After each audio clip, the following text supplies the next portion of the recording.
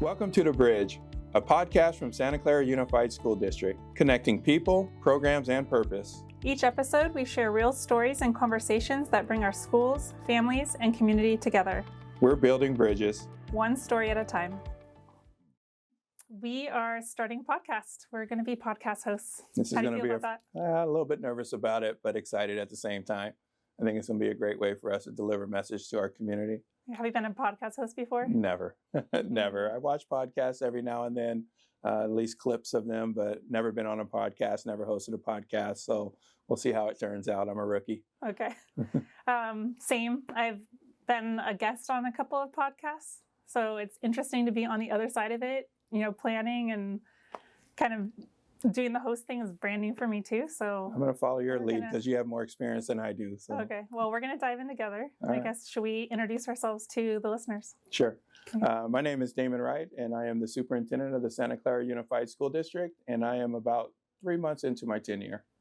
All right. And I'm Jennifer Dorico. I'm the Director of Communications and Community Engagement for Santa Clara Unified, going into my 24th year here working for the district, and I'm also a graduate of the school district, so been here for a bit.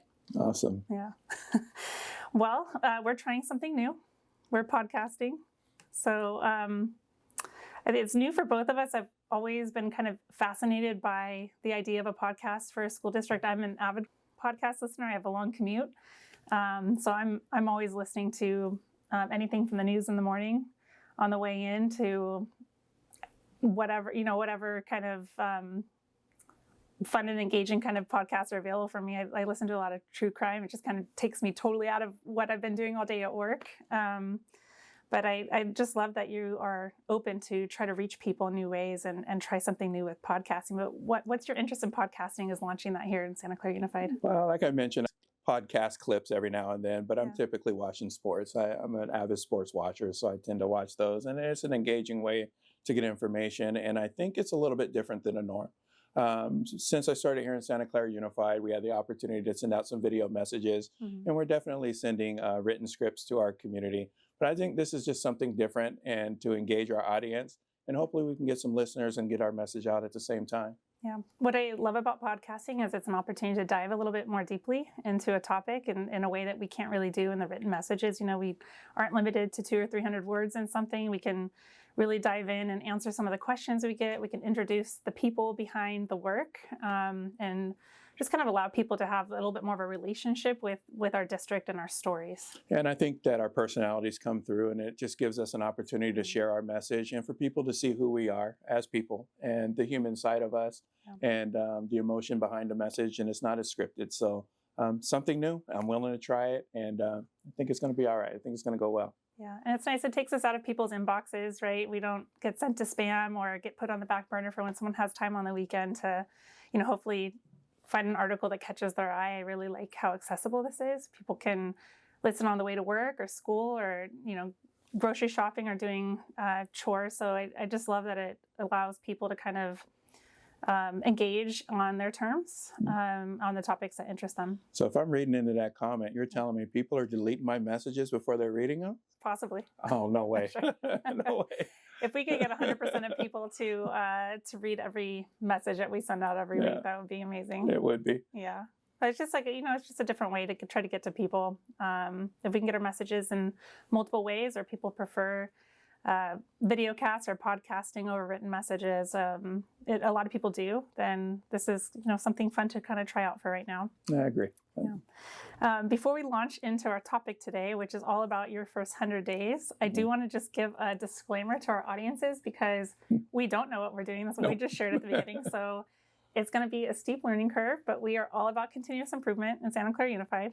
I am definitely working outside of my comfort zone right now. Yeah, and we're headed for excellence in everything that we do. So that is going to be the same here for the podcast. But we, we're just going to need a little bit of patience as we adjust. We're going to be working on the video quality, the audio quality, making sure we're getting guests and topics in that people are interested in. But we just need a little patience while we work that out. But we'll continue to improve as we go along. Everybody needs a starting place, so let's get started. Let's get started. All right, you ready to dive in? I'm ready. Okay, so we're launching this first episode to talk about your first 100 days. You started with a 100-day plan. I did. Your first 100 days is coming up soon, next Friday.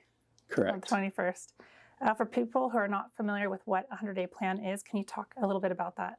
Well, a 100-day plan is your entry plan into the district. And for me, it was my plan on how I was going to learn as much as possible, as quickly as possible, so that I can lead the district and make the necessary change that we need to make in order for us to reach the goals that we need to reach. Yeah. We had a robust plan this year. It included stakeholder engagements. We had 5 stakeholder engagements with our community. Mm-hmm. We had 3 at the comprehensive high schools. We also had 2 separate engagement meetings with our Spanish-speaking families. Mm-hmm.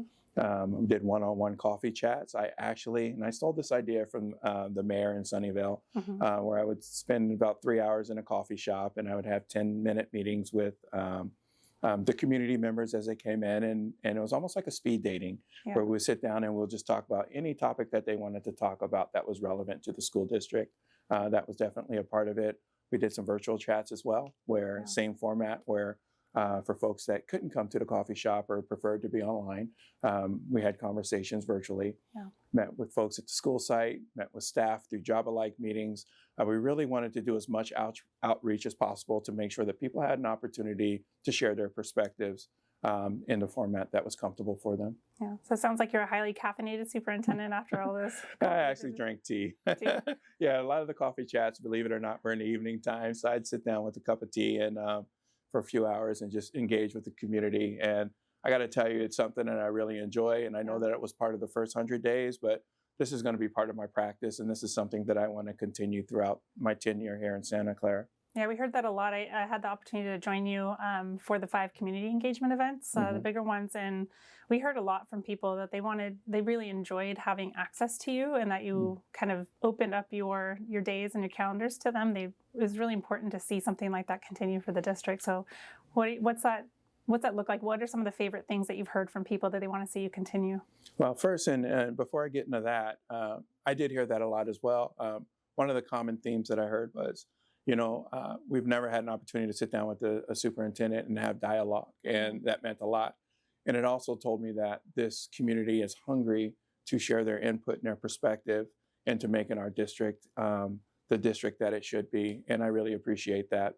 I think people came forward in these chats with the intention of moving us forward, and that really felt good. Yeah. I really appreciate, so the entire executive cabinet came out with you to the community, the 3 big community engagement events, and we kind of dove into 4 different topic areas that were in each of our divisions. And I thought it was really powerful. We invited all of our directors to come kind of listen as well, and it was just really powerful to ask the community to give input on all kinds of different areas from those the divisions, and hear it directly from the people, the things that are kind of impacting them and what their ideas are and concerns. Mm-hmm. So just as another leader in the district, I think it's really powerful to be able to do that, and not just have you be the one to hold engagement events, but the opportunity that we all have to hold similar events from our areas. Yeah, it was definitely a team effort. This was the executive cabinet, some of our cabinet members, and even staff members that really came out to help support our efforts. And it was a collective effort, and I think we got some valuable information. During those stakeholder engagement meetings, we asked 3 questions, mm-hmm. And the themes were: what's working well, what are some areas of growth, and what are some opportunities or recommendations that you have that we can use to move our district forward. And I've got to say, in terms of what's working well, it's clear, and it really validated that Santa Clara is a community that I thought it was, because it's the people that make this school district and community special. Mm-hmm. Santa Clara is unique in that we have generational families. I often heard, I went to school in this district from elementary school all the way through high school. My parents went to school in this district, and now my kids are in this district. So bringing that to the table makes it very personal for them. Mm-hmm. So as they're sharing their input and their perspective, it's more than just, I'm coming and I have some information to share with you. It's, I'm sharing this information because this is part of who we are, and we really want to make sure that this organization thrives the way it should thrive. Yeah, the community cares a lot. Yeah, definitely, and that definitely came through in our conversations. So you touched a little bit on some of the strengths that you heard. Before we jump all the way into kind of your reflections on those three different areas, it's November 12th today. So you're making your 100-day report to the board tomorrow. Can you just talk a little bit about what the purpose of a 100-day report is? The purpose of the 100-day report is I just want to share with the governing board and the community some of the items that I heard through this process. I mean, we've been doing this since I think we started back in September or October, early October, I think was our first session. And it's just an opportunity to just share what we learned. And it's also an opportunity to talk about the direction that we're going to go, right? We had these events, but we have to do something with this information. And this 100-day report out to the governing board allows us to determine, for me to share my tentative plan on what we're going to do with this information in order to move our district forward. Yeah. So can you talk a little bit about, if it's okay, to kind of hint at some of the things that the public's going to hear? So the governing board meetings, they're open to the public, so people can tune in on Zoom or on our YouTube channel or join us in the boardroom if they'd like to listen. And we're going to send out the full recording to everyone on Friday. But could you just talk a little bit about some of the other strengths that stood out to you? Yeah, some of the other strengths, obviously, I said the people, right? The people make this district special. I think some of the other strengths that were shared by the community is they really like the access to the programs that we offer. We have access, we offer AP programs, we offer dual immersion programs, we offer CTE or career technical education programs. Sorry, I'm using my acronyms, but we just have a variety of programs that our students can take in order for them to meet their goals. And that's something that really stood out with the community, and I really appreciated that as well. Yeah, and then one of the things that you did is you reached out to students, right? So you had student senates. We have a student elected from each of our high schools and our alternative and comprehensive high schools. And then they engaged a 60 student superintendent student council. So there's 5 representatives from every middle school and high school in the district. So you heard from students too. What are some of the themes that you were hearing from them that are strengths of the district in their eyes? Well, first I got to say the student input is very critical, right? We work in a school district, and oftentimes adults think we know what students need and often fail to reach out and get their voice into some of the decision making. So the fact that we had an opportunity to, and I appreciate you because I know that you work closely with our student senate, to include them in this process was very critical. And I think it went a long way. They weren't shy in sharing their perspectives with strengths or growth areas. Some of the strengths that the students shared, obviously it's through their lens. They really appreciated some of our programs, some of the activities that they're participating in. They really felt like the teachers are caring. They felt like we as a district care about social emotional well-being. They discussed that. And they just really thought the adults really had their best interest in mind. Extracurricular activities. I mean, we have robust athletic programs. We have music programs, student leadership programs. Those are things that they tapped into, and they felt that it really supported their school climate. Yeah. Okay. And then what about some of the challenges? Because you also asked all the different groups, students, staff, community, parents. What are the district's top challenges right now? What are you hearing? Yeah, from the students' perspective, some of the challenges, just like any school district or any comprehensive high school in the country, there are some bullying taking place on those campuses. And they do want to see a better response to some of the bullying claims that have been addressed been brought forward in a district. Some of the other challenges is more equal and equitable access to some of these programs. While they appreciated some of the programs that we offered, some of them felt like there were some barriers for them accessing those programs. So there's something that we definitely need to look into to make sure that our students have full access to our programs and can take advantage of it. Yeah, we definitely heard that when we were talking with at least the Student Senate, because that's kind of part of my world there, about how much our district really cares about wellness and the amount that we've invested in wellness services and resources and creating wellness centers in all of our middle and high school campuses. And then on the strength, and then on the challenge side, they talked about we still need to kind of tighten up and do a better job about bringing more awareness to students, creating kind of informal ways for students to get engaged and comfortable in those areas of the school district. So it's really powerful to hear from the community, and then also to have students share their perspectives too on kind of where we can still grow for them. Absolutely. Another thing that stood out for me from our students, extracurricular activities and sports. And we have a competitive sports program here in Santa Clara Unified School District. Mm-hmm. And, not all of our students, some students who want to participate may not have that skill set to make the varsity team. Mm-hmm. And they had talked about, are there other opportunities for them to participate, which leads to some of our opportunities that we could provide for our students. Perhaps we can incorporate an intramural program to make sure that all of our students have the opportunity to represent our school in some fashion. Yeah. And then, because you said the word already, but opportunity. So what you asked people about the challenges, what were some of their ideas in terms of strategies or things that we could either improve on or add to what we're doing as a school district? What kinds of things did you hear from our staff and community and students? Well, in terms of from the community, there was a lot of conversation about, we're a district, and obviously academic achievement is number one. Student achievement is our primary focus. Mm-hmm. And we do have some opportunity there to where we could bring some coherence into our district. Yeah. We have some fantastic teachers, and I was a high school principal, so I can definitely relate to this.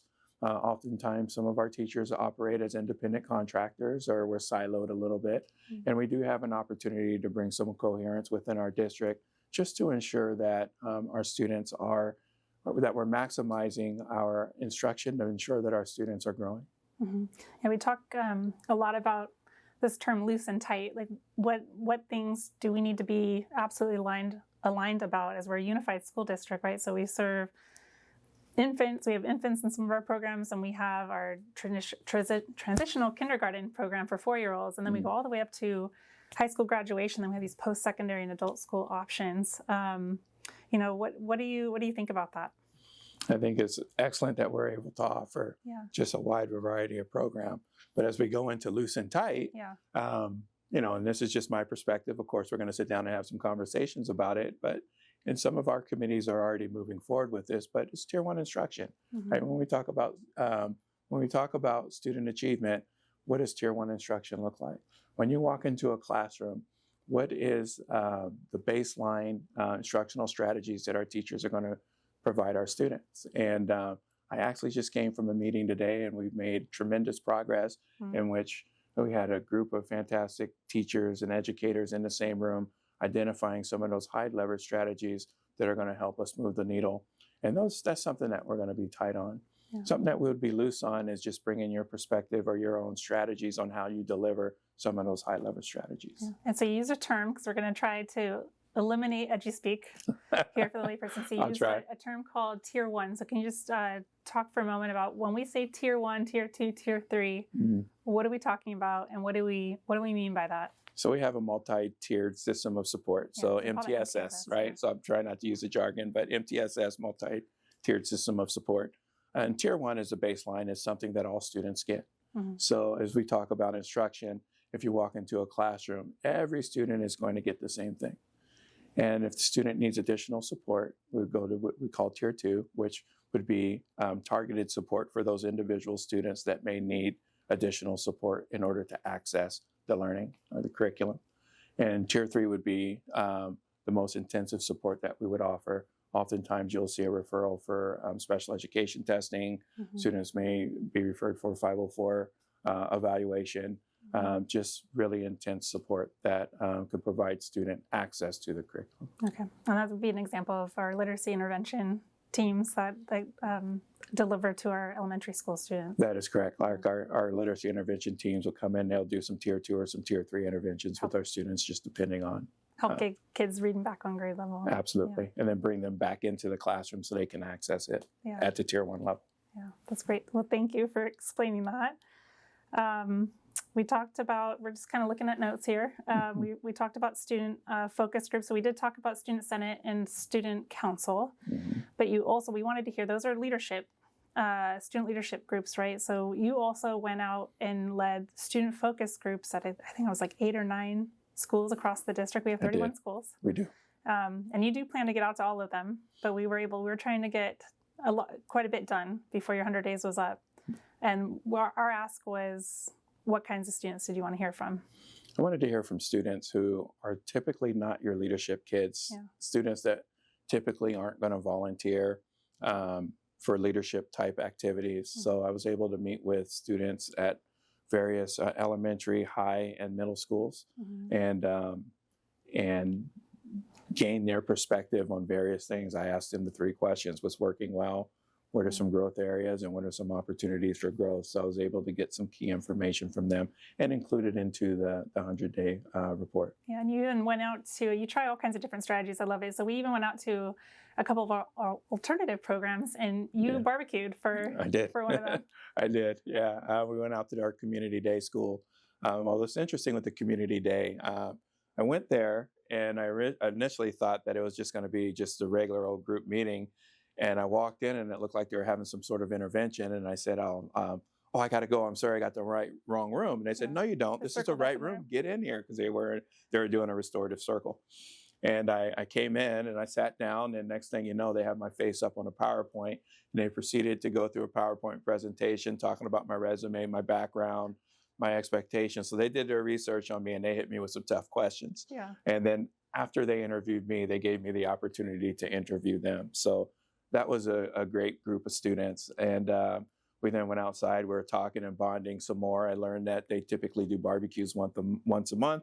And I said, hey, can I come out and barbecue? So Mr. Rico and I were able to go out there, and we barbecued for the students. And it was just a great day. And it was great connecting with the students, getting to know them, and, what their needs are and how we can support them. So I really enjoyed it. Yeah, it was a lot of fun. We had a lot of informal conversations that kind of happened, following up with the students, remembering us being there before them. And the student that did the PowerPoint presentation, I'm ready to hire him as an intern. Oh, yeah. He really did his research. That's right. And, it's interesting because when you start having those informal interactions, they almost forget who you are.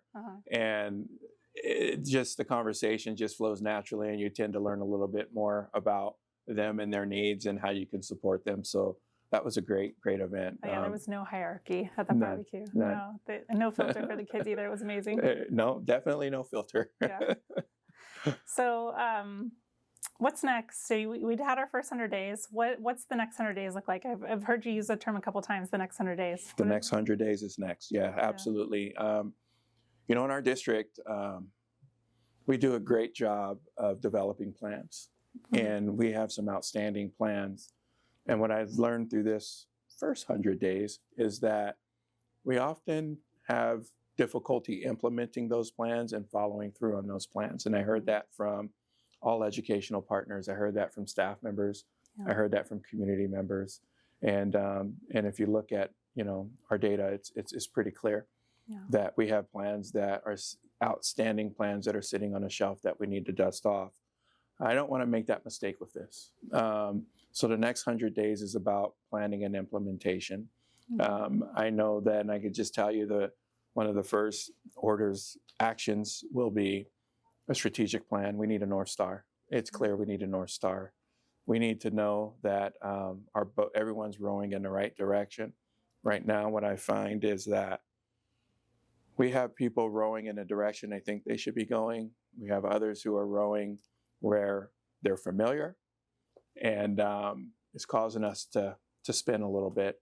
So we're going to identify our North Star, and that's going to launch the next 100 days. And from there, we're going to move forward as an organization coherently.